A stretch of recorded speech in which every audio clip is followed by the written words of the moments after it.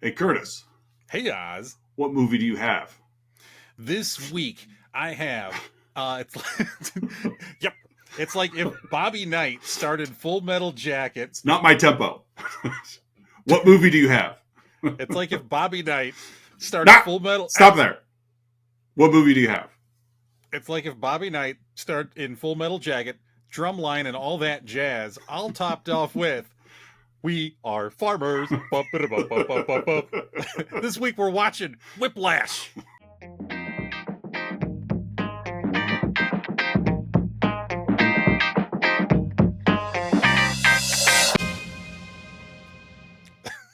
I'm sorry. I really wasn't planning on doing that. No, it worked. I just like, no, figure I'm bald. It'll work. Yeah, I mean you're jacked like J.K. That's Simmons. true. Oh, yeah. I'm jacked like a 62-year-old man. That works. He's got me beat. I wish I was that jacked. No kidding. Like a guy 20 years my age. Yeah, he's got me beat for sure. Welcome back, listeners and viewers, to another episode of Let's Talk About Flicks, the monthly podcast or weekly podcast where we take a monthly theme.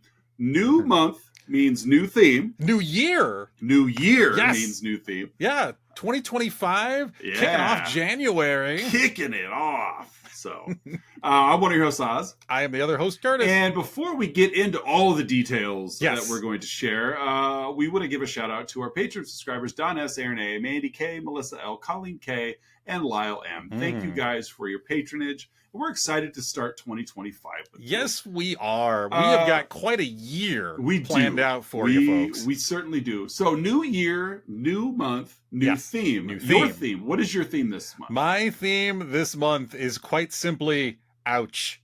Ouch. Ouch. Whereas if the name of the movie happened to you, it would hurt. It would hurt. There is no other theme that ties these movies together. They have nothing in common other than the name of the movie implies an ouch. Some sort of physical pain. That if this happened to you, it would hurt. And you would have an ouch. And we are kicking off with Whiplash. Whiplash. That would hurt. That would hurt. I actually had Whiplash one time. I can't. Forgive me if I've told the story of the podcast before. I don't think you have. 12-ish years old. We are minutes away from leaving on vacation. Like we're going in the car. I think we're going to Michigan. Okay. I'm shooting baskets in the driveway, and I take a little baseline jumper, and it hits the side of the rim and just comes right back at my face, the ball. And so I jerk my head back. Give myself whiplash, possibly the most raw physical pain I've ever felt in my life. Had to go to the emergency room. Delayed the vacation by a day, was in a neck brace the rest of the vacation. So sexy. Yep. Hey ladies, hey Michiganders. Right. Here's neck brace Curtis coming at you. You want to know what happened to me? I was up b-balling outside after school, and a couple of guys, they were up to no good. You want to guess what kind of prescription painkiller I'm on? That's right. It's a low dose because I'm 12. I don't think I've ever had whiplash except for that time that girl walked by. Yeah. You were that guy from that meme. Yeah. It was me back when I had hair and I was much thinner and had a lady. You have a lady. I have a woman. Yeah, you do. Yeah. My favorite person in the whole world. I do. We're both lucky. We are very lucky. So, your movie this week. Yeah. So I'm going to go through the really very abbreviated cast. Yeah, not a big cast. There's really only a couple characters that matter. I would argue really just two. Two that matter. I'm going to mention 4.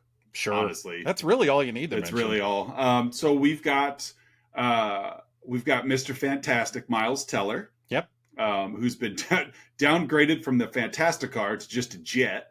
But before that, he was just a wee little 19-year-old jazz drummer named Andrew Neiman. Going to Schaefer School of Music, which, according to Andrew, is the greatest music school on the planet. Yep. I mean, he would know because he's traveled intergalactically. Well, and he has some very specific and lofty goals. Very specific. And he makes sure that some people know that this is the best school that he could go to. Yeah, so ambitious is a word that I would definitely use to describe Mr. Neiman. In the movie. Yeah. His nemesis /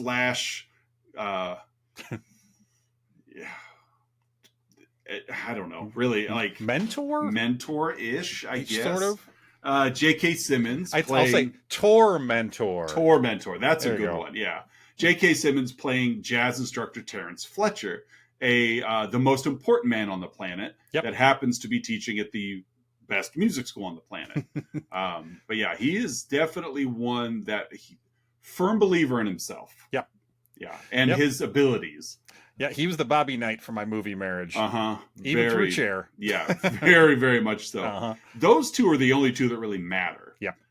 To be fair, like Andrew Neiman is in every scene of this movie. Yeah. It is played from his perspective.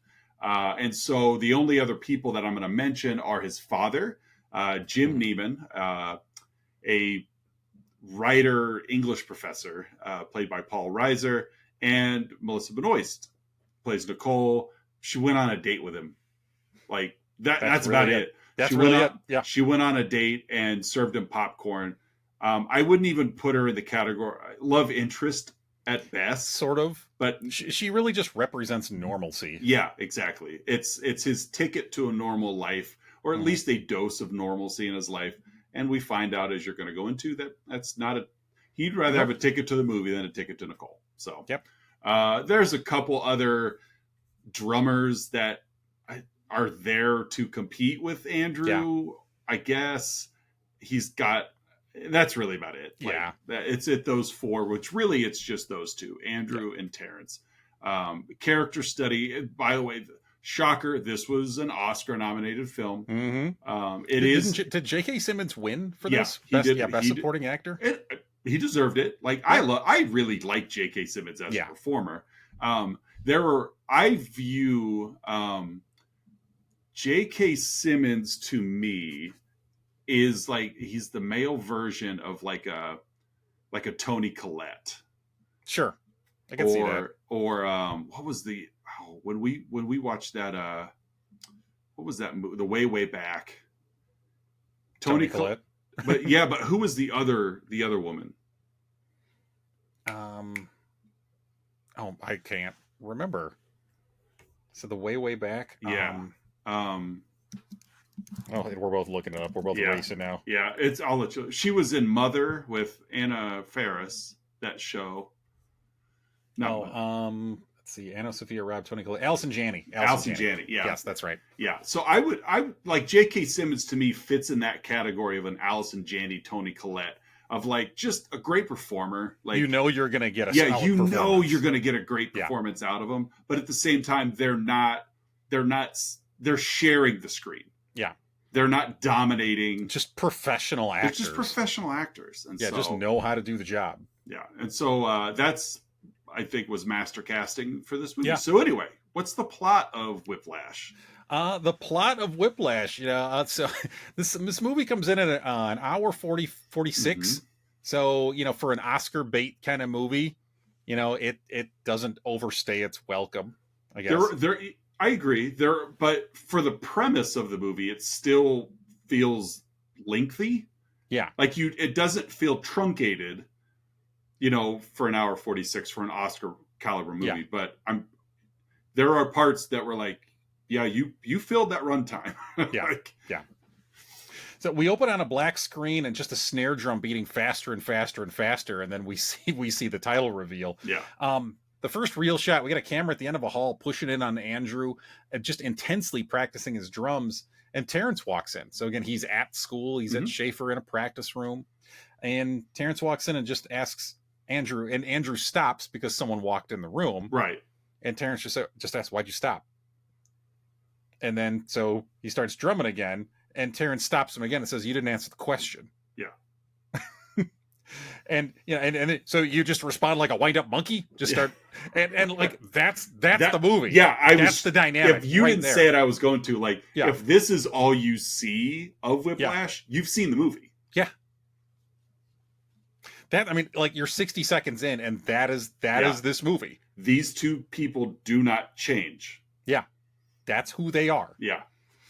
So we learn Andrew is a first-year student, as he said, at Schaefer Conservatory in New York City, this, fictional school, but purportedly, the best music school in the nation. That night, Andrew goes to the movies with his father, Jim, played by Mad About You's own Paul Reiser. Tells him that, Terrence saw me today. I met, Professor Flesher. It was kind of meh. And it's really obvious early on that Andrew and Jim have a good relationship. They do. Jim's a good dad. Yeah. He's a really good dad. Go ahead. Well, there's a scene later on where it ends up in my 3-2-1s where I'm disappointed in Jim. But overall, Jim, he's a good dad. He cares about his kid. Yeah. We briefly meet Nicole, the Melissa Benoist Supergirl herself, who's working just at the theater snack counter. Andrew notices her, and you're meant to notice that he notices her. Right.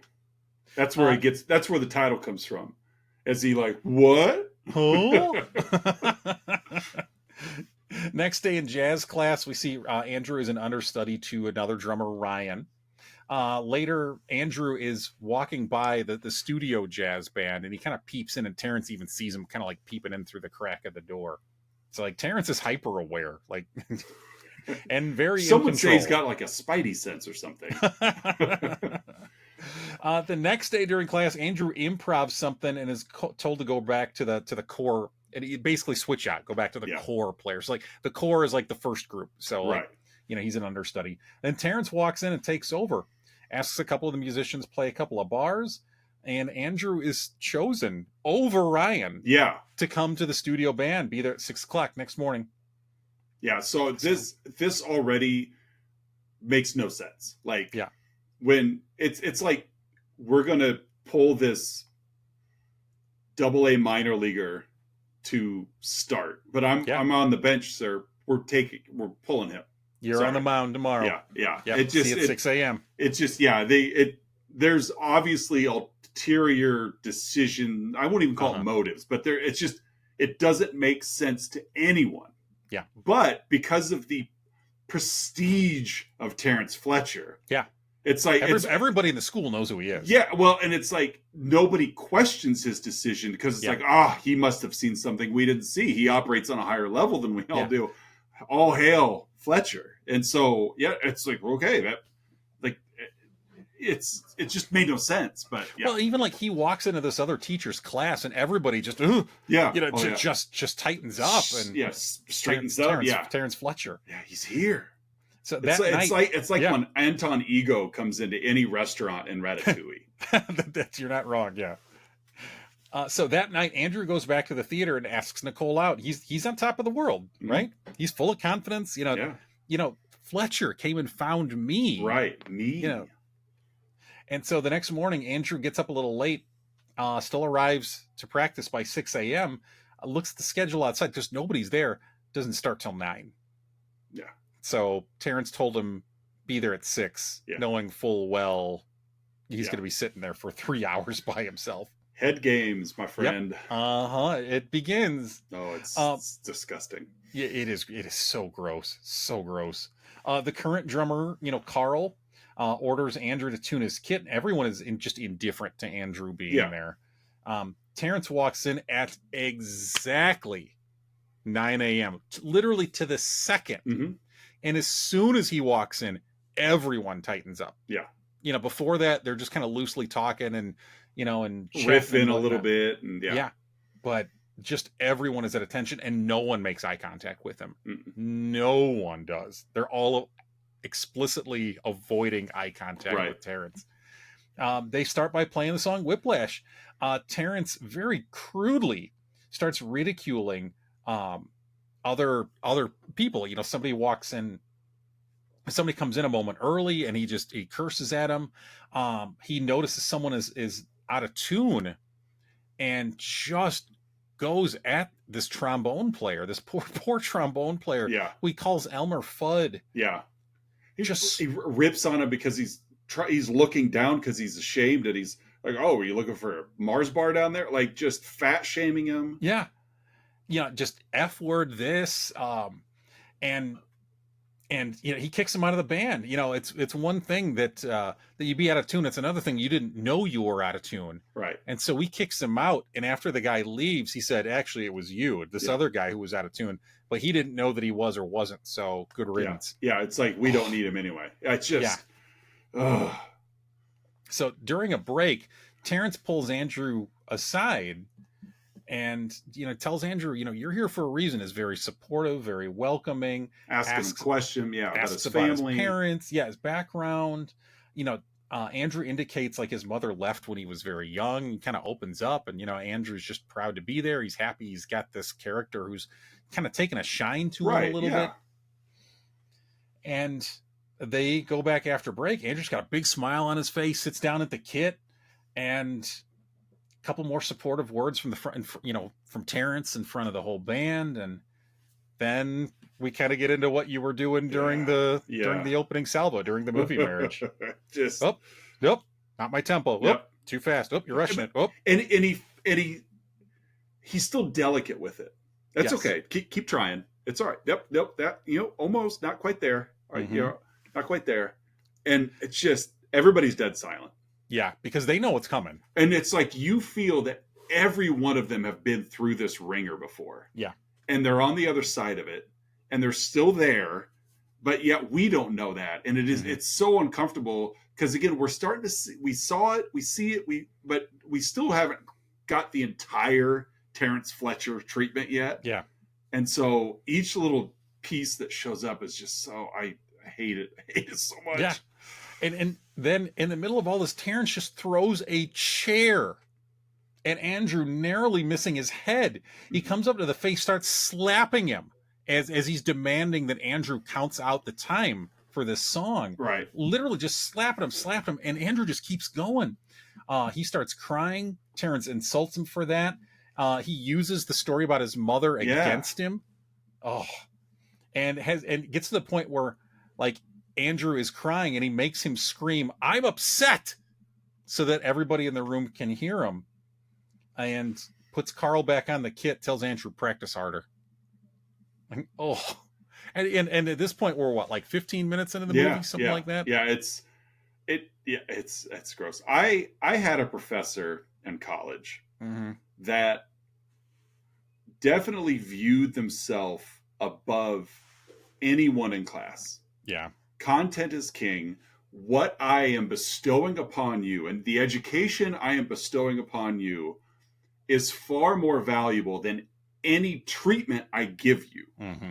So you should be blessed that you are. I mean, it was disgusting. We were told, again, we're undergrad education majors. Yeah. And we're English education majors. We are told by this person, if you do not have a subscription to the New Yorker, there is no place for you in English education in America.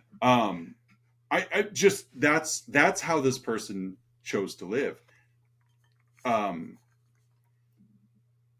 Just, were there some facts in some of her delivery? Yeah. But she's one that's telling minority students in class, that you're not going to make it because of the color of your skin. Oh, I mean, and it's like, do they have a harder road? Unfortunately, sometimes yes.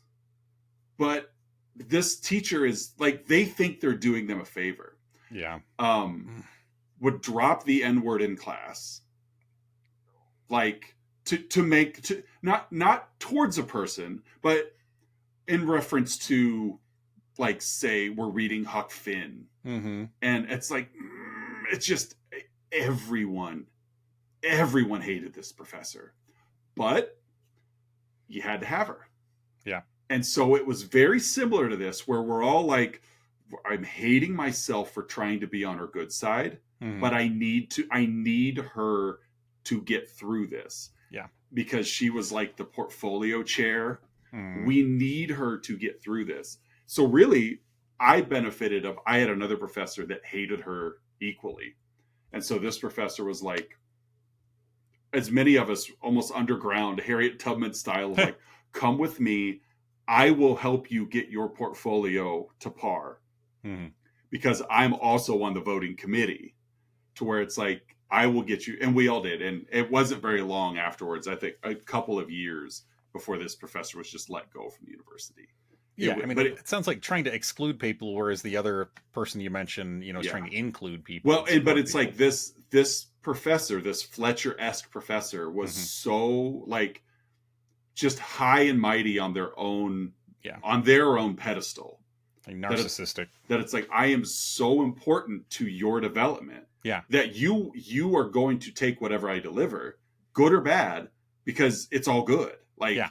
you'll be better on the you need to hear this. Yeah, you will be better on the other side of this. And Yeah. oh my gosh, it was like kids were dropping her class left and right, and it was disgusting. It just, watching this movie brought back a lot of those English ed classes. I think I had 2 of them with this professor, and they were just miserable. No, that's awful. Like, learning should not be miserable. Right.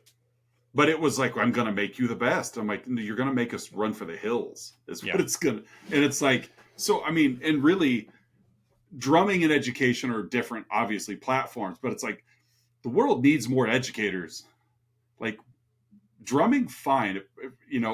If you're thinning the herd to find the best of the best, but you don't want to do that with people who want to be in a classroom teaching. Yeah. Of work like with youth. Yeah. And it's like, but that's, here we are undergrad, and her delivery was very much Terrence Fletcher of, I'm going to weed you out until only the best are here. I'm like, but one best teacher can't, like we need thousands of good teachers, not one best teacher. Yeah. Education is not a contest. Oh, it was hard. So this movie brought back a lot of those wounds. So unearthed some feelings. And it's been a while. Yeah. Well, I mean, on that note, later, Andrew took the words, practice harder, very literally. He doesn't answer a call from his dad. He's practicing to Buddy Rich, this famous drummer that he really aspires to. Yeah, and he wants to emulate his career. And we see the sequence of Andrew just obsessively practicing, opening hand blisters, screaming in pain, blood splattering on his drums. Yeah, punching through his drum skins. That night we see Andrew and Nicole on their first date. To his credit, Andrew had kind of collected himself enough for this. There's a jazz song playing in the background at a little pizza shop they're at, and he names it. Here's the song, here's the date it was released, here's the drummer. We notice here during the sequence that I think Andrew is, he shows some ASD, some autism spectrum traits throughout the movie. Again, we're not in a position to clinically diagnose him, but there are some traits he, I think, exhibits and displays that can align with someone with that diagnosis. Yeah, I can definitely see that. We see some of them here. That said, it never derails this date in the conversation. Nicole points out to Andrew that, you never made eye contact with me at the theater prior to you asking me out. And Andrew even says, like, my dad tells me I need to make better eye contact with people. The conversation, I love this scene. The conversation shifts to, like why they're at their respective schools and kind of what their bigger goals and ambitions are. And, and I picked Schaefer because it's the best music school in the country. I want to be the best drummer there is. And he's kind of perplexed as to her journey. Like, she's at Fordham, also there in the city, and she hasn't picked a major yet. And, like, I picked Fordham because I picked Fordham. She didn't pick it for a specific reason. She picked it because they accepted her. Yeah, and it was close enough, or just no like grandiose, like, this is the why. It was my dream school. There wasn't a specific calling to her. And again, I'm a college and career counselor in a high school for a living, and people decide on what's next for a variety of reasons, and sometimes it's just this one felt right. Yeah, and there is no hard evidence to back that up. And again, ultimately, as long as you're successful and happy where you're at, things tend to work out. But it's not everybody's path forward is the same speed. Yeah. Like, hers was just, it's just moving forward. She's like, I don't really like it here, Yeah.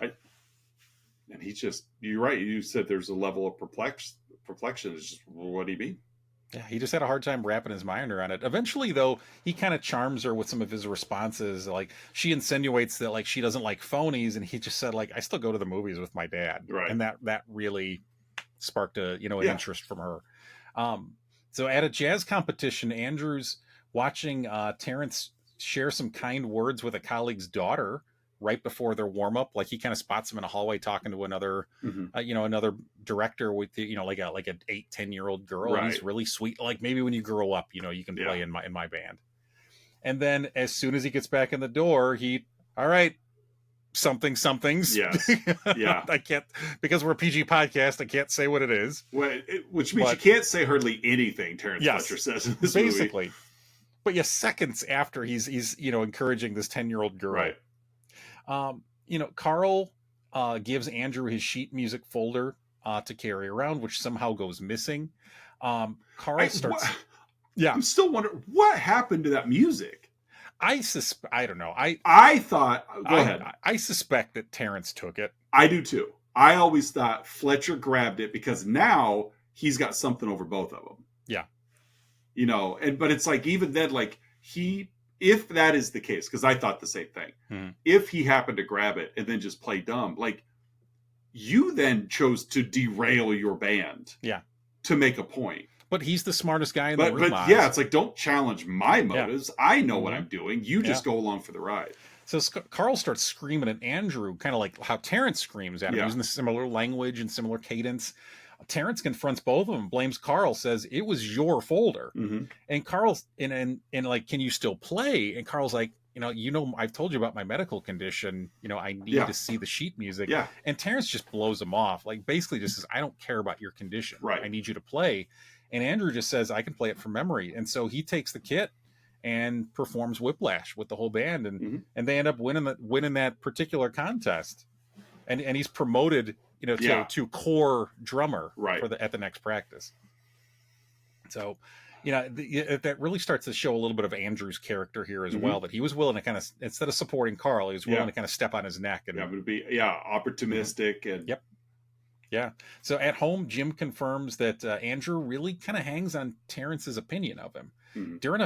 This was another scene that I found really interesting too. There's a family dinner. It's the only scene where you see like kind of extended family. I think there's an uncle there, and some cousins, a couple of athletic cousins. Yeah, and so they're kind of talking about like one of them's like president of the Model UN, and the other one's like a big athlete at a Division III football program, and during this dinner, the uncle kind of insinuates that Andrew's accomplishments and goals are less than.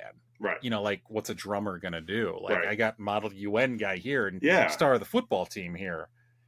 And to his credit, Andrew snaps back at him. Like one of the football playing cousin, like Andrew just says it's only Division III. Yeah. It's like D3. Like, yeah. And why are you so impressed? Like you're never going to the NFL, right? Like you're not going to be among the best in your field, whereas I will be. And so, and his uncle even asks him like, "What kind of friends do you got?" And Andrew says, "I really don't see the need for friends." Yeah. Well, my boy's got all sorts of friends. It just, it's a family dynamic, but with some awkwardness, but reveals a lot about Andrew and like how others perceive him as well. Now, and again, that lack of friends and kind of the spectrum-y vibes he gives off in this scene. Now, this could have an impact on my stuff later on. Sure. I got the vibe from this scene that just based on a couple of Dad's comments that he also was almost a little bit like Team Cousins. I got that vibe of like Andrew was kind of defending himself and in the midst of it, again, shoving everyone else's accomplishments down so that his could shine. And then I don't remember Dad's exact comment, but it was something because they shot a look at each other, but it was something that kind of like sucked the wind out of Andrew's sails a little bit. Yeah. I forget what it was too, but I remember that moment because it stuck out to me and I put it in my 3-2-1s later, but I was like, I was like, Dad, like, come on, Jim, like, almost like, well, I'm with my brother and my nephews and they're better than me. So I have to follow that. And which Andrew obviously doesn't. He's like, no, I'm going to be the best drummer. Mm-hmm. I get a lot of vibes from Andrew too. And I think, the autism spectrum thing fits too, but Andrew at 19 is still showcasing. Granted, he's in a better position for it, but he's still showcasing a lot of like junior high tendencies of like what do you want to be when you grow up? I'm going to be in the NFL. I'm going to be in the NBA. Because Yeah. at that age, like, you still think it's achievable. Yeah. Just because you want it, you know. Yeah. There's a little arrested development Yeah. as far as like emotional maturity there. Yeah. But of course, Andrew is putting in the work to try to accomplish his goal. Yeah. Something a lot of junior high kids don't do. So after the next day's practice, Terrence says Andrew stay after. Says, I want to give Ryan a shot. Again, Ryan was the drummer in the other band. Yeah, yeah. Like the lower level band. Yeah, it's really like you're looking at like what was his name? Carter? It was Carl. Carl. There's Carl, Ryan, and then Andrew. So it's like Carl was first place, Ryan was second place, Andrew was third, gets promoted to second, and then gets promoted to first, and now he's bringing Ryan from third up to first. Yeah. It's like, oh, just the head games. I hate it. And like Ryan walks in, he just kind of taps Andrew on the chest, like, Hey, how's it going, bud? Right. Like, and clearly doesn't have a clue what's coming. When Terrence asks, like, Ryan, hey, you get that sheet music, and he just like pulls it out of his bag, and it's like crumpled up, and Andrew just has this look of disdain on his face because he knows exactly what's happening. He knows what's happening, and he knows what's about to happen. Yeah. Mm-hmm. And so Terrence takes a brief phone call that visibly shakes him, and that'll come back a little later. After a very brief tryout, Terrence awards the kit to Ryan. And Andrew, for the first time, verbally expresses his displeasure with Terrence. Yeah. He uses some of that same language back at him, and confronts Terrence, who just screams, "Not now!" And again, this is just moments after this phone call that he took, and Andrew just kind of storms out. So the next day, Andrew, in like run-on sentences, breaks up with Nicole. It's a really awkward scene. Very awkward. I love the choice of keeping the camera on her this entire time. Yeah. And he's just like, a subtle decision, but because what he's saying, what her emotional response to his emotionless diatribe is what matters here. Very objective. Yeah. Like heartlessly objective. Well, it's the only scene in the movie that's not about Andrew. Yeah. I took a quote or two down here. It says, even when we're together, all I'm going to do is think about drumming. Mm-hmm. Like, you're going to start resenting me for drumming. And it just stuns her. Like, because you're going to tell me to back off of it, and I'm not going to do it. And then you're going to eventually resent me for doing it. Like, he's trying to play all this out in his mind of like, drumming's my first love. And so he's like, I'm going to parse words a little bit here, but like, I'm going to save you from this and just end it cleanly. I'm going to do you a favor. Basically. Yeah. Before we get too involved, just let you know, you're never going to be number one. Yeah. And he even says like, I want to be great. And she says, and I would stop you from doing that. Yeah. Yeah, you would. Like, yeah. And he even says at one point, like, I'm pursuing bigger things than to pursue a girl who doesn't know her path. Yeah. Throwing that back at her. He throws that shade at her for not having a specific goal and a specific drive.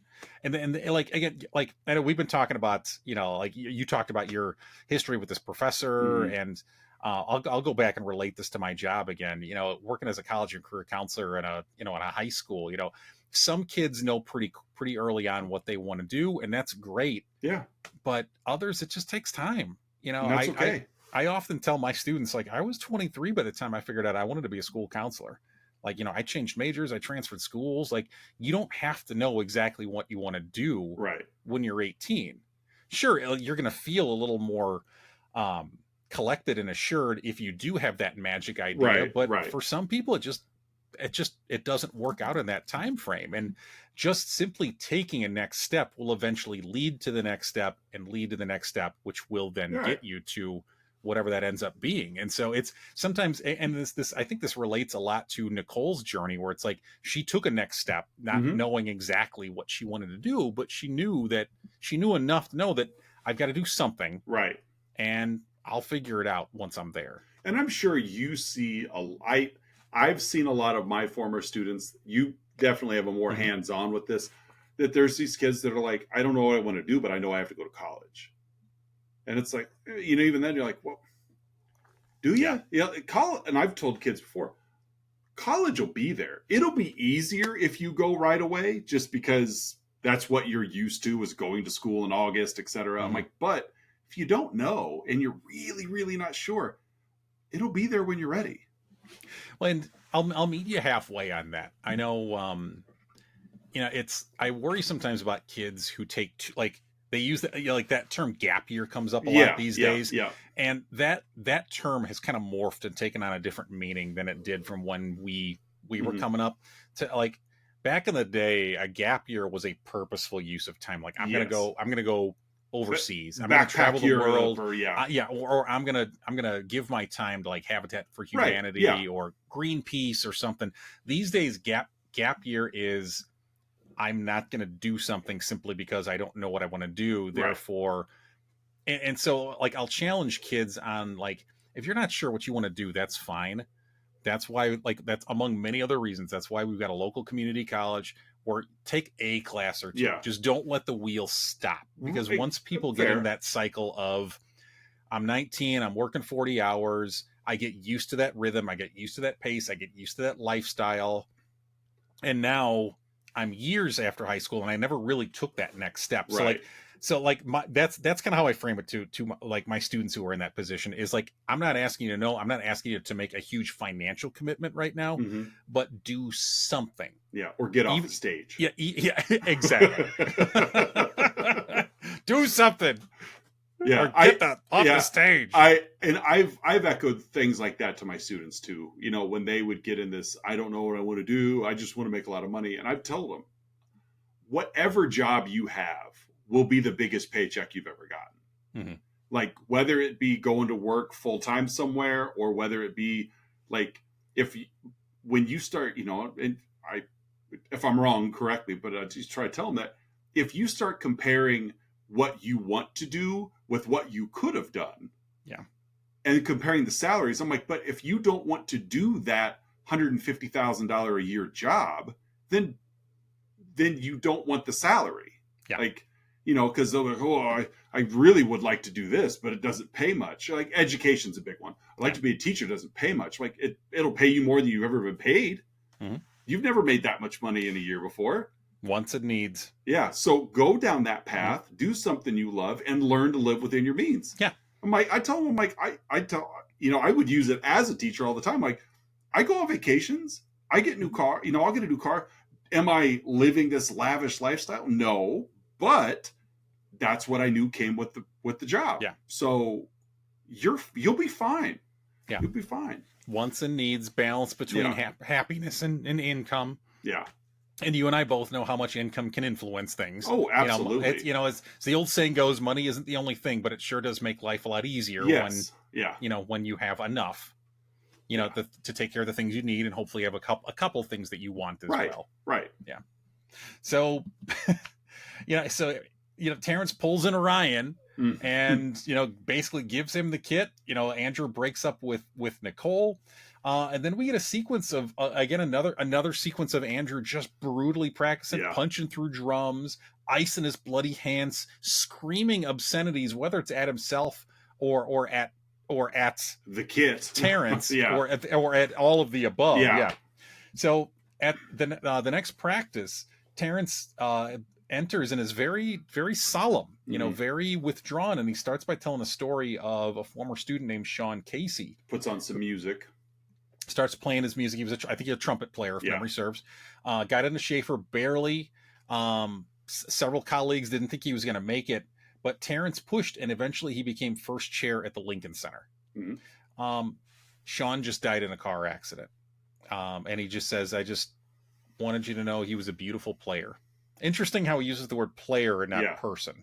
Yeah, he was a beautiful player. He's a beautiful player. Yeah. Terrence then mercilessly runs all three drummers through the song Caravan.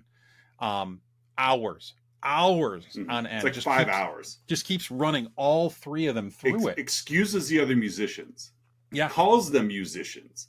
Yeah. Like doesn't include drummer in the musicians. Musicians, yeah. It's like, you guys go take a break. I apologize to the musicians on behalf of the drummers.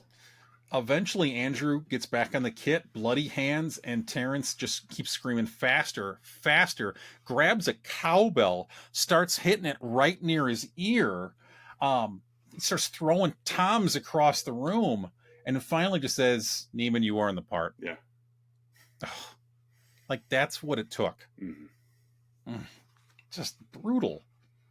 On the way to the next competition, Andrew's bus gets a flat tire. This scene, I'm not going to steal it from you, but the whole premise of this scene is bonkers. Yeah.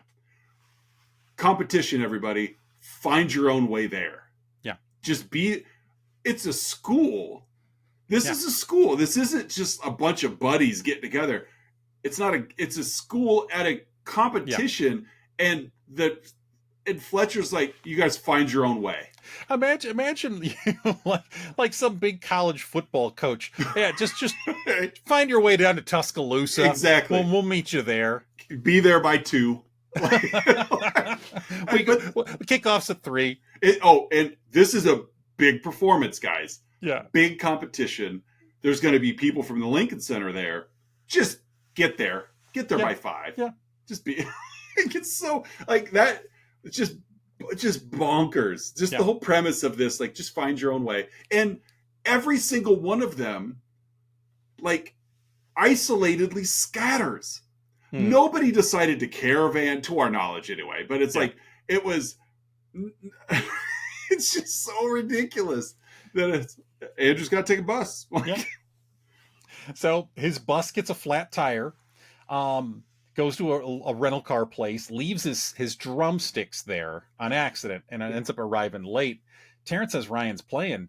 Andrew calls out Terrence for not, like, I know you haven't cut me yet for a reason. Right. You're keeping me around for a reason. And again, starts giving it back to Terrence. But Terrence is like, it's Ryan's part. You don't even have your sticks. Like, he won't let him use Ryan's sticks. Right. So he's got like 12 minutes to get in his rental car, go back to the rental car headquarters, grab the sticks, and make it back. I'm glad he remembered where they were. Yeah. So he goes back, grabs the sticks. He's got like 3 minutes to make it back, and he is T-boned by a semi. Yeah. T-boned. Like, driver's side. Yeah. And so he's banged up. The semi driver gets out and is like, hey, man, take it easy. And Andrew just grabs the sticks and just runs to the concert hall. It rolled the car over. He had to crawl out. Yeah. And he's just like, I gotta go. Gotta go. So he just grabs the sticks, just ignores the other driver. Ignores his concussion. And runs the last couple of blocks to the concert hall. So ridiculous. And so he makes it on stage literally moments before they start, takes his seat. He keeps dropping one of the sticks because his hand is probably broken. Yeah, he's bleeding from the head. Yeah. Just dripping. And put me in, coach. And so Terrence just stops the performance right in the middle in front of like the judges panel and just Neiman, you're done. As Terrence is apologizing to the crowd and to the judges, Andrew pushes the kit away from in front of him, tackles Terrence, and starts just screaming obscenities at him. Yeah. As you do. Yes. So, and that's, I think, kind of the end of Act 2. Yeah. So it's not funny, but I mean, so much of this movie is verbally uncomfortable. Yeah. And really, it's action, I won't say action because it's not an action film, but it's boring.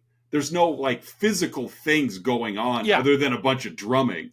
And then it's small locations. Yeah. And it's like the trouble, the entire film has been Fletcher related and still is, but then you get this just complete like sequence of unfortunate events here. Flat tire. Luckily though, he 5 hours early?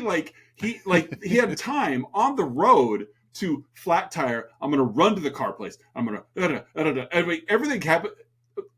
The bus get a flat tire like 3 or 4 blocks from the performance hall. Like everything just seems to be like around a city square. Yeah. It's all a very close proximity. Right. Like the semi wasn't even going full speed. He just happened to hit him. Right. Like, but it's just it's not comical. It wasn't funny at the time because it was so like, oh my gosh, but talking about it now, it's just so like, over the top. Yeah, and it just builds and builds and builds, and it finally results in Andrew tackling Terrence on the stage at this competition. Which I feel he fully has deserved for quite a while. Yeah. And so we start Act 3. Andrew and his dad are talking with a lawyer, Rachel, who says, brings up, like, what do you know about Sean Casey? Right. Again, the former student. Well, they said not former Cincinnati Reds first baseman Sean Casey. How's your left-handed swing? Well, I was still shook from the whole bus tire, like, car wreck tackle incident, that when she's like, what do you know of Sean Casey? My first thought was like, well, he played first base for the Reds, but he was a good contact hitter. I would have loved it if like slightly autistic, like Andrew went that route. Yeah. Forgetting the one-time mention trumpeter, and he's like, "What, you mean the Reds first baseman?" No, I had him on my fantasy team. He was the Reds first baseman before Joey Votto. Just start spitting facts. He had OPS 832 in 2004. 48 walks in a 62-game span. Yeah, his high was a WAR of 4.1 in Meanwhile, 2003. Dad's just sitting there shaking his head. That's why I want you to eat Raisinets with your popcorn, to get your mouth full so you shut up. Yeah. So she asks, like, what do you know about Sean Casey? He didn't die in a car accident. He had depression and anxiety and hung himself. Yeah. And his parents blamed Terrence. Sean's parents don't want to file a lawsuit. Like, they don't want money. They just want to make sure that Terrence doesn't do this to another student. Right. And so Rachel asks Andrew if Terrence ever inflicted emotional distress, and tells him it's not going to be a public hearing. If you testify, no one will know it's you. Right. And Andrew agrees. He agrees. Honestly, it could have been anybody. And he gives up jazz in the process as well. Yes, he does. He packs away his drums. You see him kind of, spending more time with his dad, trying to reestablish some normalcy. Sometime later, though, Andrew was just walking down the street eating a slice of pizza, comes across Terrence playing piano at a local bar. Very gentle performance. Just happens to see his name in chalk on the drink special. Yeah. And so he goes in. What city would you say this is? It's New York City. Okay, I thought so, because I'm like, Fordham's in New York, isn't it? Yeah, it's New York knowing City. Schaefer's like fictional, but yeah. So we just Andrew just conveniently happens to be having a slice of Sbarro's as he's walking past this jazz. Pretty sure it was Sbarro's. As he's walking, I have a soft spot for Sbarro's. I never minded Sbarro's. It's terrible. It's not good pizza, but I got a soft spot for it. And they know it's not good. That's why they give it out a quarter of a pizza at a time. When I was working at Build-A-Bear in it was Oak Brook. Yeah, there was a Sbarro right downstairs from it, so I would sometimes go in there and get a calzone. It's just the pizza rolled up, of course, but was it Andy from Parks and Rec? That was his big thing, like calzones, and everybody gave him a hard time. I like a calzone. I like calzones. Yeah, it's just a little more crust. But movies have convenience. They're going to, but just, of course. But this whole suspend your disbelief. Yeah. Yep. Like Andrew happens to be walking through New York on a quiet New York evening. Eating a Sbarro. Eating a slice of Sbarro's pie.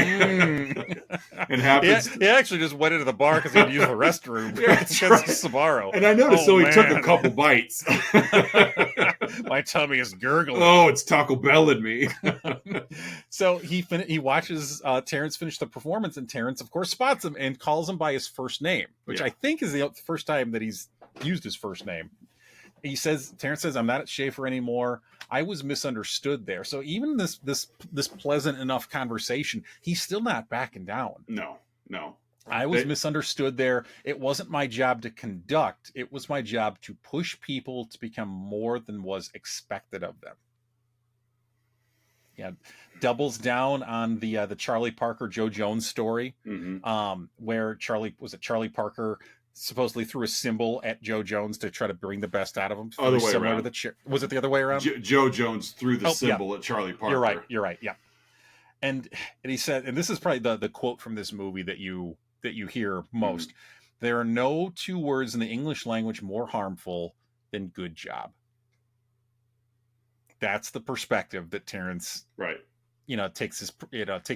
his professional life by. I would lean on when I was in the classroom full time, I would lean on the word potential. And I would tell kids that although it's designed to be a positive compliment, I go, if you think about it, you really don't want people to view you as having potential, because that means you're not good enough. You could be, but you're not yet. And so I wouldn't use it for all kids, but kids that I knew. Yeah, there's certain kids that'll respond to that. That's one of those words you got to be a little careful about which and that's what I would choose. Is I would pick those that I knew could rise to understand what I'm saying, of like, hey, because they would sometimes be like, so and so said I have potential, and I'm like, are you willing to work harder then? Yeah, because they're telling you that you could be better than you currently are, and some of them would be like, oh, I never really thought of it that way. I'm like, yeah, and so. I was not a Terrence Fletcher, but I could see where he's at a little bit of, sure, if we pat you on the back, you've got no drive. Andrew comes back to Terrence, though, and says, what if the next Charlie Parker would be discouraged by that approach? Right. And Terrence says, I'm never going to apologize, for trying to find, the next great musician. And he even comes out and admits that I only brought Ryan in to use as incentive for you. Mm-hmm. He then, as Andrew is parting ways, he then invites Andrew, hey, I got a new band. Why don't you come perform with us? We're going to do Whiplash. We're going to do Caravan. Yeah, drummer's not really pulling it. Yeah. Those songs, should be fine. Yeah. So later, Andrew tries calling Nicole, invites her to the show. She indicates she has a new boyfriend, so that ship has sailed. Yeah. Warming up at the performance, we see Jim enter, so he's there. Terrence tells the members that a poor performance in front of this crowd can end your careers. And I took a quote down. I did, by the way, this was the first time I'd seen this movie, but I did read ahead in Wikipedia just so that I kind of had a basic understanding of the story before I watched it. And by read ahead of Wikipedia, you meant you watched the Honest trailer for this movie. Yes. I did watch that too. I know you did. You said it to me. I said it to you. And Terrence tells the rest of the band, these cats, they never forget. Let's have fun. Yeah. And that I also took that down too, because that's one of the things that Terrence told Andrew that first conversation, not at the beginning of the movie, but once he was in his band. Let's have fun. Just have fun with it. Yeah. Have fun. What's your family do? Yeah. Just have fun. And then decided to, just a disgusting character. And so they take the stage, and just as they're about to begin, Terrence walks over to Andrew and just says, I knew it was you. Mm-hmm. And they start playing a song that Andrew has never played before.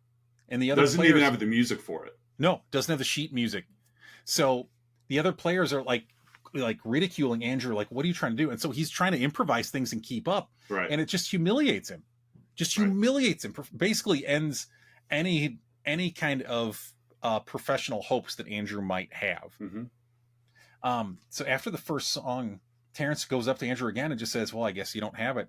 Andrew walks off the stage. Jim is there to embrace him. He's smart enough to realize what happened. But Andrew then goes back on stage and catching Terrence off guard, breaks into a drum solo just as Terrence is about to introduce to the crowd the next song. And then Andrew breaks into Caravan. Yeah. The bass player's right next to him as one does. And it just tells, hey, I'm going to cue you. We're going to do Caravan. And so they start playing Caravan. The rest of the band joins in. Terrence comes over and threatens, I'm going to gouge your something eyes out. Eyeballs. Yes. I'm going to gouge out your darn eyeballs. Yes. Your diddly darn eyeballs. I'm going to get those suckers. Yeah. So as the song is supposed to end, the lights go down. Andrew keeps playing. Breaks into a drum solo. The lights come back up in the spot, and they spotlight him. They literally spotlight him. And at the end, they exchange a glance. The two men do, and then the band comes in for one last note. So they end up on the same page, Andrew and Terrence, to conclude the song. He even tells Terrence, "I'll cue you in." Like, yeah, he's taken control of the moment. So in a way, they literally and figuratively end the song together, and then we cut to credits, and that, folks, is Whiplash. Yeah. Took a little longer with that movie than probably was necessary. We both did some storytelling. Yeah, we did. I was going to say, welcome to 2025, folks. It's no longer a movie podcast. It's Oz and Curtis finding reasons to talk. Yeah. Next week. Yeah, exactly. So, hey, folks, at this point in the show, Oz and I give our own unique rating about the film we've been yapping about. In this case, 2014's Whiplash. Hey, Oz, how would you rate this flick? I'm going to give this 1, 2, 3, 4. 1, 2, 3, 4. Yep. That's pretty good. What are you giving it? I'm going to give this 9/4 time. Oh, fun. Mm-hmm. I don't even know if that's a time signature, but it is. It's a compound time signature. It means that the beat of a piece of music's broken into a 3-part system, like a rhythm. In a compound time signature, the top number is divisible by 3, which creates like a triple feel within each beat. Okay. But the lower number indicates the note value that the signature is counting. Like the upper number indicates how many note values make up a bar. Like example, 2 corresponds to a half note, 4 to a quarter note, 8 to an eighth. You were pretty quick with that, by the way. Yeah, thanks. 9/4 time is my rating. 9/4 time. 9 times. Oh, yeah. Next up in our comedy segments, Oz and I have been scouring the interwebs, searching for unprofessional reviews that tickle our funny bones, and we hope they tickle yours as well. In Outside Insights. Hey, Oz, what is your Outside Insight? Oz just now realized I didn't have an outside insight for this. Okay, would you like me to go first? Please do. Please do. And I will say it's not a long one. Read it at a 9/4 time. I will take a 9/4 time as I read this one. All right, this Outside Insight. I thought my notes looked a little thin this week. Couldn't place why. This Outside Insight, as always, from me, comes from the Internet Movie Database. This is from Troy Daniel Bush, as a member of the illustrious Bush family. Left in August of 2022, so only a couple years old at the time of this recording. And it's a 10 out of 10. Okay. I'm exhausted is the subject line. Long day at work. I felt like I had a workout after watching this. Something that I think everyone thought after watching this. It's intense. You'll tap your foot. J.K. Simmons is one of my favorite actors. Whenever someone asks me why, I tell them, watch Spider-Man, then watch Whiplash. Oh my! Just do that. I'm exhausted. I am exhausted. Watch Whiplash. It's intense. like a circus. Camping is also intense. Camping is intense. There's that joke right there. All right, here we got one. Yeah, sure. Go for it. This is a 1-star review from Farrington. Fresh and believable, it ain't. If you think it's realistic for a guy just broadsided in a nasty car wreck to pull his battered and bleeding self out of the mangled wreckage, stagger off to his gig, and show his dedication by getting on stage to play with the band, then you'll find the rest of this movie plausible. But it's full of caricatures, not characters. It's melodramatic, and underneath the melodrama, there's a cliched success story with an ending that's telegraphed from the opening minutes of the film. For the most part, the guy acting the part of the drummer isn't doing the actual drumming, which is fine. He's an actor, not a musician, and it's possible to do quick cut shots of him playing while the soundtrack has someone else doing the actual playing. Parentheses, they could have at least mentioned the actual drummer in the credits. At least I didn't see any credit given. It's because it was Miles Teller. He did most of it. Yes, he did. I read in the trivia. He did it. So, Farrington, chill out. In the scenes where the actor's actually playing, when he's supposedly practicing up-tempo stuff, he's actually just banging around at random. I took this to mean... This is a jazz aficionado here, by the way. I took this to mean that director doesn't acknowledge any difference between skilled musicianship and random noise, at least when it comes to drums. The play till your hands bleed stuff is just silly. And if the guy, out of frustration, tried to punch a hole through a real snare drum head, he'd probably break his hand before he'd have any success. But these are, I guess, the kind of minor details that might be labeled jazz purism. So ignore the fact the movie's about jazz. This melodrama is still flawed in more fundamental ways. Thanks, Farrington. Yeah, it was actually Miles Teller doing most of the drumming. Yeah, he did most of it. Yeah, I love that. Like, kind of. Didn't even mention the real drummer in the credits. Well, when people add their own sound effects. There's no possible way it could have been him. He's an actor. Right. Not a musician door. That's right. So. All right, hey folks, it is that time of the show you've all been waiting for. The Let's Talk About Flicks signature segment and our first foray into 2025 with the 3-2-1, in which Oz and I each share 3 goods, 2 bads, and 1 about this week's movie, Whiplash. Oz, what are your 3 goods? I like watching jazz music. Yeah. I know like watching it? You don't like listening no, to no, it? no. And I was going to say, I know it seems like a silly thing to say you like watching, but like my daughter's a musician. She's an 8th grader. She's in the band. She's in the pep band. She's in the marching band. She's also in the jazz band.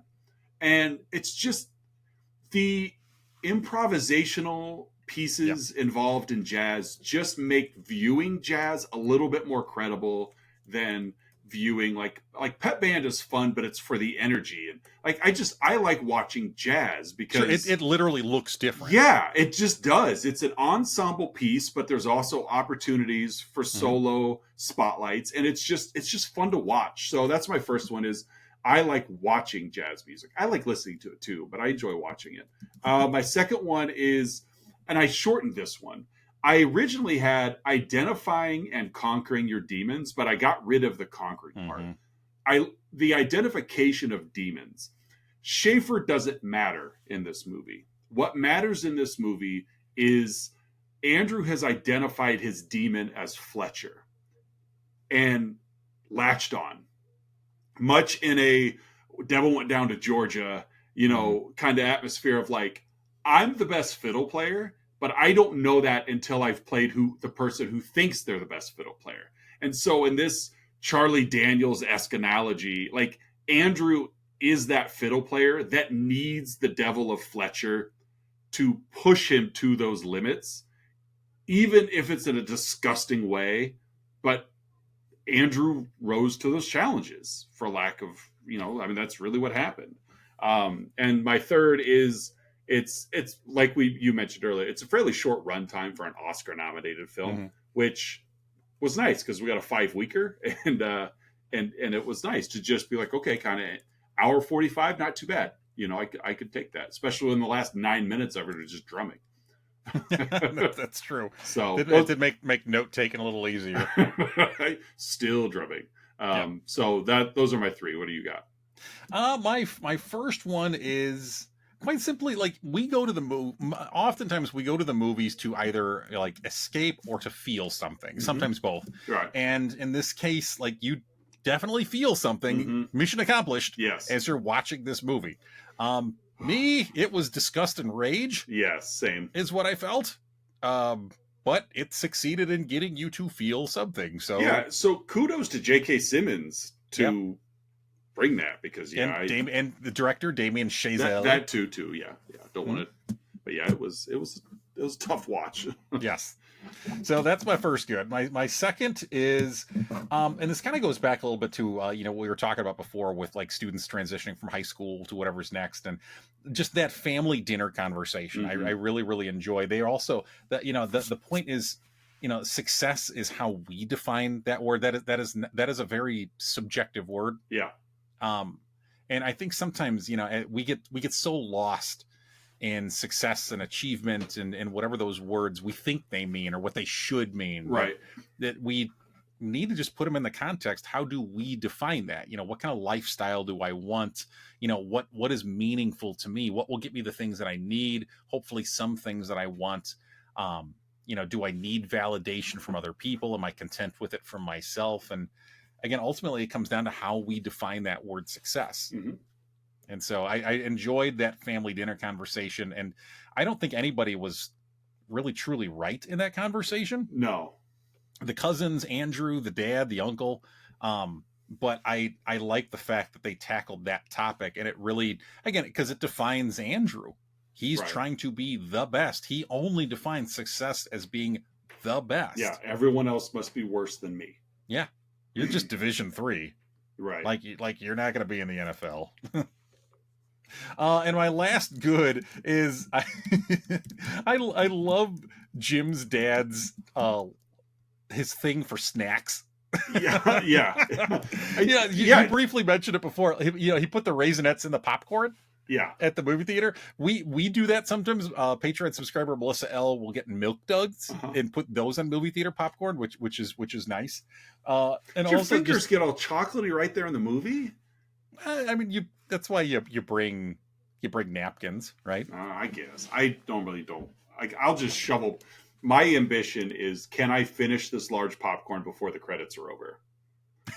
The opening credits of the movie, or the end credits? Or I'm sorry, like I'm usually done with popcorn by the trailer, by the end of the trailer. Well, what we try to do is we'll try to get there early enough. We get the large popcorn, and we just shovel, for about 10 minutes, and try to get it halfway down, and then get a refill. And then I'll go put butter on what's left, shake it up, put more butter, then get the refill, and then top that off with more butter, right?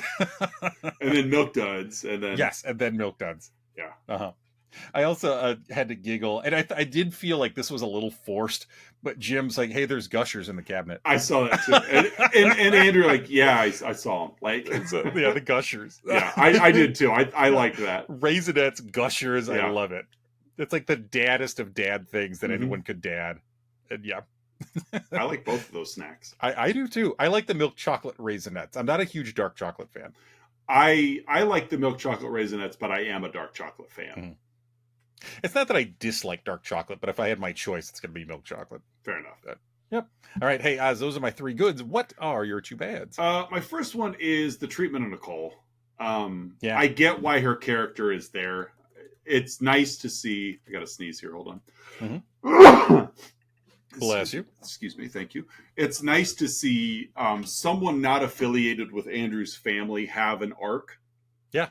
That was nice, to where she went from, I don't really know what I'm looking for.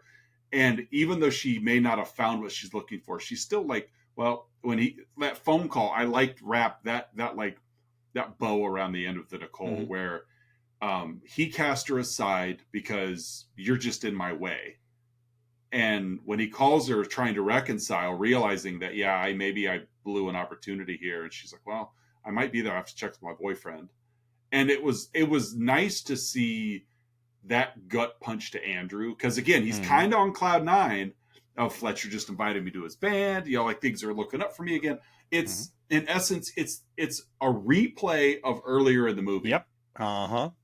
Where Fletcher invited him in, and I'm on cloud 9, and I'm going to go talk to Nicole, and she's going to agree to a date, and everything's going to work out in my favor. Same thing happens again, only this time she's like, I don't know, I have to check with my boyfriend, and I don't think he really likes jazz. And Andrew just, it surprised him. Yeah. Because this isn't supposed to happen this way. Yeah. But it did, because life doesn't center around you. Yeah. And so I didn't like the treat. I liked Nicole got her win, but I didn't like the treatment of the Nicole character from Andrew's point of view. Yeah, he was awful to her. Yes. And even though he wasn't like abusive, or, I mean, there's obviously far worse things you could do to a person, but still just so dismissive of her as a person. Yeah. Of like, but you aren't part of my journey, so I don't need you. Yeah. And you're going to get in my way. The relationship's going to get in my way. You're going to hate me for it. So I'm going to, as you said before, I'm going to do you a favor. Yeah. Well, let me help you out. Let me just help you out before we get too attached. And my second one, and it kind of goes with that, is just my second, the destructive power of obsession. Yeah. This movie shows it on Andrew. It shows it on Fletcher. Just, they're both obsessed with being the best. Not even the best at the same thing, but yet they just can't help but destroy in the process. And I've never been obsessed with anything to that point. And so my mind just doesn't work that way. So to see it played out is just hard to watch. It's just hard to watch. So yeah, no, I agree completely. What do you got for your 2 bads? My first one is, and I got a feeling this one is going to come up again in 3 weeks. If you look at the schedule. Yeah. But people who champion characters like Terrence Fletcher. Yeah. He's not a good person. No. And one of the things, I'm going to kind of combine a couple of my bad possibilities here. This movie, it can be a hard watch because, like, you're rooting for Andrew, but Andrew's troubled as well. Yeah. Like, there's not really a true like kind of hero character that you can really identify. If anything, the most identifiable character is Nicole, and she's in the movie for a hot minute, and that's Yeah. about it. Yeah. Or Jim even as the Jim, yeah, dad. But even then Jim has been ousted. yeah, Like Andrew I'm in college, I'm 19, my dad's my friend now. yeah. But I mean, and Jim's kind of taken a back seat of I can't stop him. Like he's on this path. I can't stop him. Yeah. But like celebrating obsession, kind of like what you were saying, Right. Denigrating mistakes. Yes. I mean, we've been talking a lot about education in this, in like people learn when they make mistakes. Mm-hmm. If all you ever do is get things right, you don't know how to cope with mistakes. You don't Right. know how to course correct, how to learn or how to prepare, how to study, Right. how to deal with things. And Yeah. it's, again, there's a balance to all of this, right? Like you could support people, you could challenge people, and like these are not binary approaches. No. It's you can do everything here. You could challenge people while supporting them at the same time, and it's just there's no compromise here. And so my first bad is just people who champion that kind of character, let alone that behavior. Right. Like the Bobby Knights of the world. Yes. I had I'll give one more really quick story. I played basketball in middle school, and I had a coach who even just told us, like, I patterned myself after Bobby Knight. Was borderline abusive with language sometimes. I won't say it ever like fully what like Bobby Knight like Right. that, where he was like using slurs and like calling names, but it was rough. And as a kid like me who's dealt then with anxiety a lot, that was tough, and it sucked the joy out of that sport for me, and I gave up on it going into high school. Not that I was ever that good at it, but right. No, it was something I enjoyed doing with my friends, right. And I never looked at that sport the same way after that experience, just because that's what I associated it with. It's fair. And maybe it brought the best out of some of my friends and teammates in their game, but it drove me away. And that was my freshman football coach. He lived in his sister's shadow. No joke. His sister was a competitor on American Gladiators. You've told me this before, yeah. Yeah. And he was the younger brother. That was fine. I mean, but I always took it as he lived in her shadow. She was the much better athlete, and he was the man. And he had to overcompensate for it. And so as a freshman football coach, it was, you all will wear black. You have to wear black. You have to. Because black is tough. You have to wear black. And he pulled me aside after a game. I towered over this guy. And here I am at 14, 15-year-old self, and he's telling me that I'm not good enough. I need to give up on the sport. Now, he was trying the Terrence Fletcher approach of, I'm going to push you to the brink so that you decide to work harder. But I just cried. I'm just standing there, still like helmet on, shoulder pads on. It's after a game. Yeah. I don't know if we won or lost. It doesn't matter. We probably won. We were actually pretty good, but I was the biggest kid on the team. Starting offense, starting defense. I played all the time, but you're not good enough. You're never going to make it in this sport. And I wanted to quit. I was so relieved when he got fired after the end of the year, or left or whatever, but he wasn't back after that. And it destroyed my confidence. It sucks. Yeah. It sucks. One more really, I keep this one quick story. Yeah. This one doesn't directly involve me. This was my first couple of years as a school counselor. Mm-hmm. There was a football coach at the high school that I'm at, and he told his players to, on the back of their thumb, they'd make a little circle in pen, and when you're sitting in class, I want you to concentrate on that circle, because I want you to focus on focus. Okay. Yeah. Because if you focus on that circle, then you're going to play better. You'll be a more focused athlete. You're ineligible, but yeah. So like he literally would tell them. And so like I'm working with kids who like like even when we're talking, I would see their eyes move to their thumb. Yeah. Like, are you here with me in this conversation? Right. I got a game tonight. Coach told me I got to focus on the circle. Like, did he? Yeah. Oh, all right. Well, that's another conversation. But just these bizarre motivating tactics and techniques. Like coaches that have their starting running back carry a football all through the day. Yeah. What movie was that? What movie was that? I don't remember. There was some college football movie in the 90s. Yeah. Or was it the program? There you go. Yeah. Is that James Caan? Yes. Yes, The Program. Because that movie got yanked from theaters because there was the scene where, as an initiation tactic, they would have the freshmen go lay in the middle of the street. Oh, that's right. And cars wasn't, and they pulled it because stupid football players were doing it for real. Mm-hmm. Yeah, they had the roided up linebacker like headbutting windows in the parking lot, like car windows. Yeah, The Program. I think Omar Epps was in that movie. Yeah, yeah. But yeah, carry the football around campus, and everyone's going to try to knock it out. Like, yeah, that sounds like a wonderful time. It'll make you better running back. Like, yep, no, exactly. it won't. It'll make me late for bio is what it's going to do. It's hard to wipe. My second bad is this movie really that good? Like, I thought it was a good movie, but it's ranked 39 on IMDb. Like, there's only been 38 movies in the history of film that made are better than this one.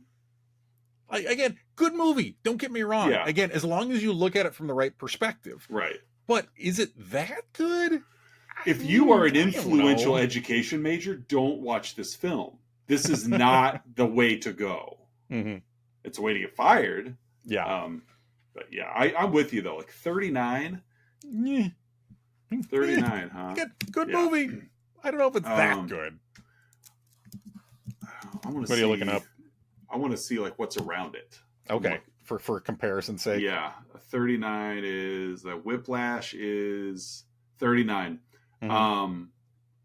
This is ranked higher than American History X. It's ranked higher than Spider-Man Across the Spider-Verse. Okay. The Prestige, Leon the Professional, Casablanca. Yeah. Don S. isn't going to like that one. This is 6 spots higher than Casablanca. This has 376,000 more reviews than Casablanca. Mm-hmm. Usual Suspects, it's better than. Alien, Rear Window. Yeah. Again, good Apocalypse movie. Now, Memento, Raiders of the Lost Ark. Okay, this is just getting ridiculous. Yeah. Good movie. Yeah. Not better than Raiders of the Lost Ark. Right. No.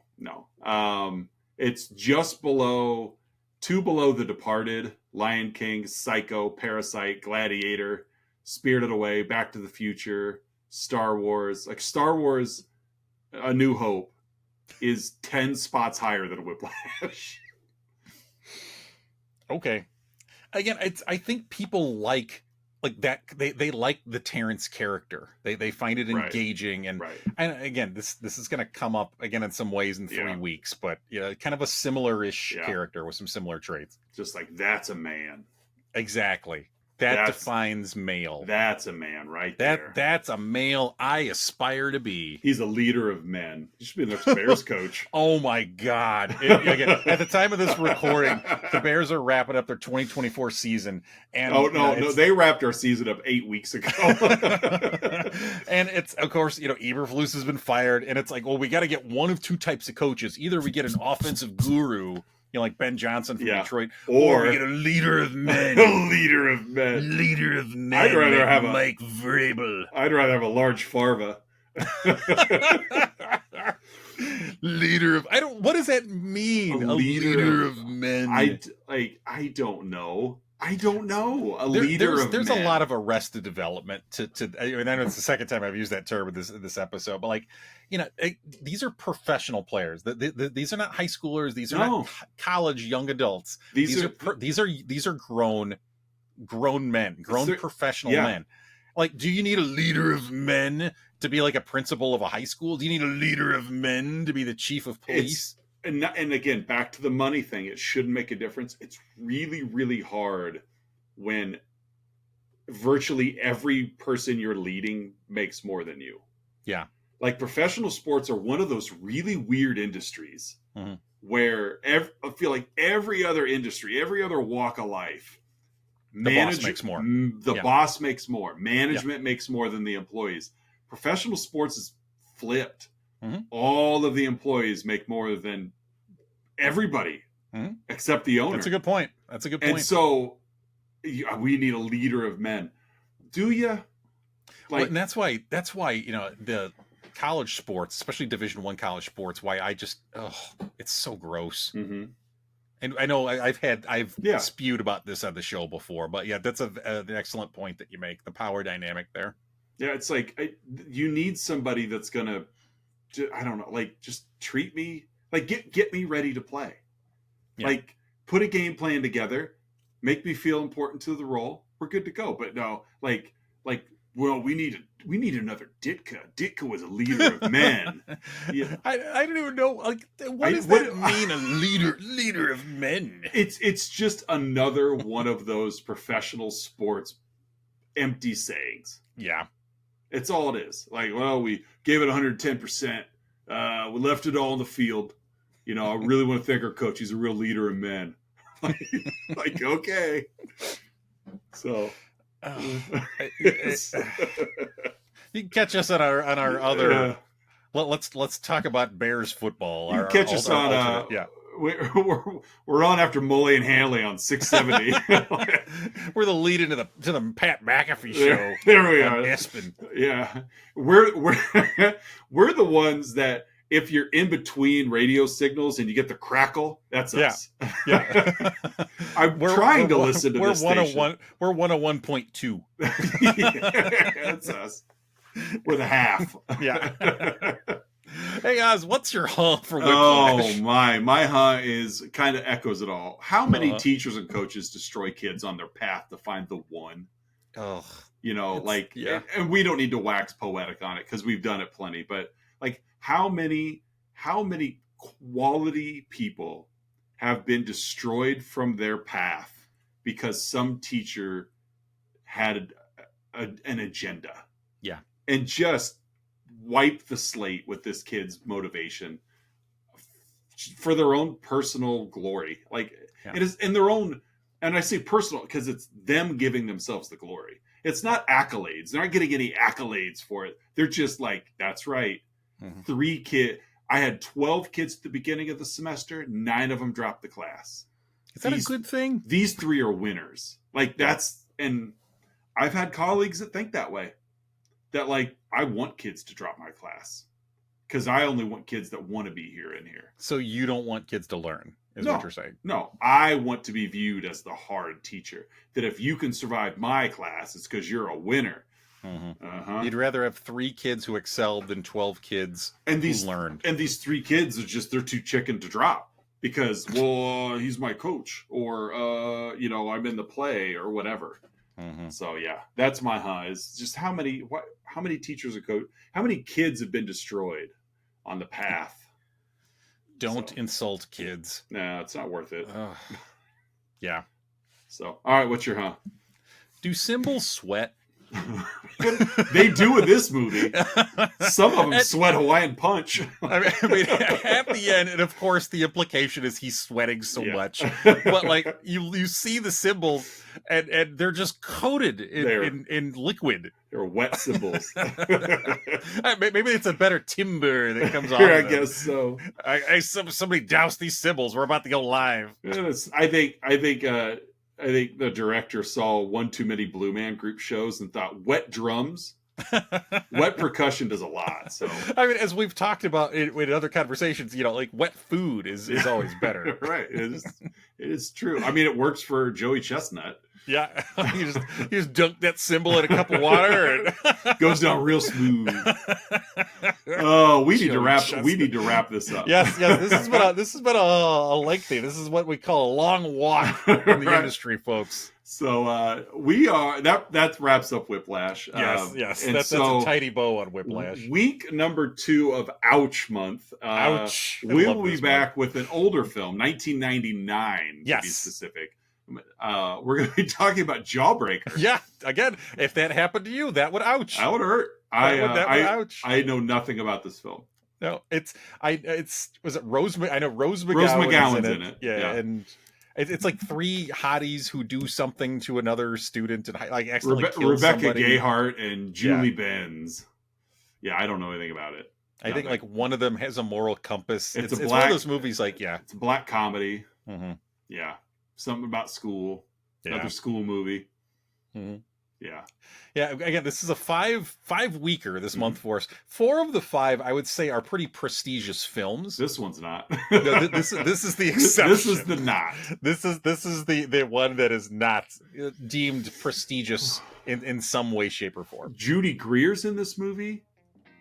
Her sister Pam Greer's in this movie. Mm-hmm. The whole Greer family. Carol Kane, Marilyn Manson, Tatiana Ali, William Catt, PJ Souls, Jeff Conaway. Yeah, there's a lot of names in this movie. So yeah, there's the cast. So I guess you're off the hook for next week. Yep. I'll just sleepwalk my way through that. Yeah, wake me up when we get to the 3, 2, 1. I just want to see. I really hope Judy and Pam are related in this movie.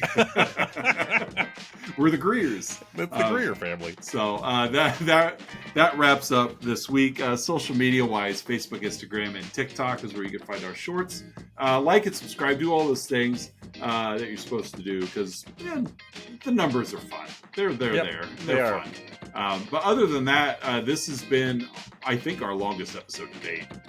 It's one of the longer ones we've done in a while. Yeah. So for another episode of Let's Talk About Flicks, I'm Oz. I'm Curtis. And we'll see you guys next week with Jawbreaker.